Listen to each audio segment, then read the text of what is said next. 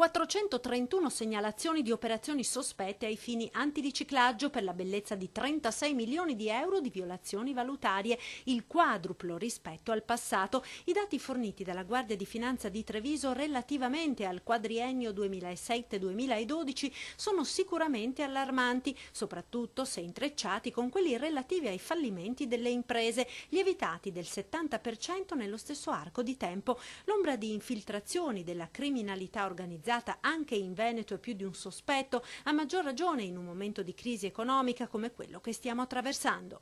La criminalità organizzata a vari livelli e con varie modalità spesso interviene sottraendo tessuto sano all'economia locale, e anche per questo l'impennata di fallimenti che c'è stata è un altro indice che comunque allarma la nostra attività di indagine.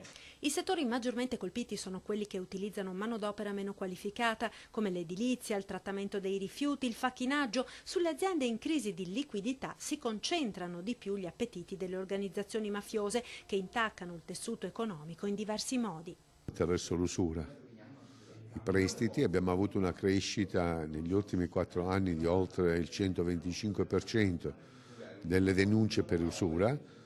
Lo stanno facendo attraverso l'acquisizione di imprese, lo stanno facendo attraverso forme di joint venture con alcuni imprenditori e che via via poi vengono estromessi e dunque si insediano in maniera stabile.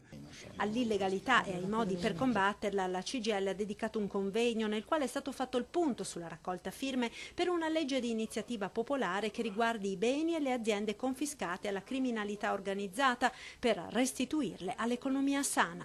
Dati che riguardano l'evasione fiscale, i proventi della grande criminalità organizzata, i proventi della corruzione sono enormi e in sé potrebbero anche sanare ampiamente la crisi del nostro Paese, e quindi credo che una maggiore attenzione da un punto di vista legislativo, da un punto di vista politico e anche del mondo industriale farebbe sicuramente bene.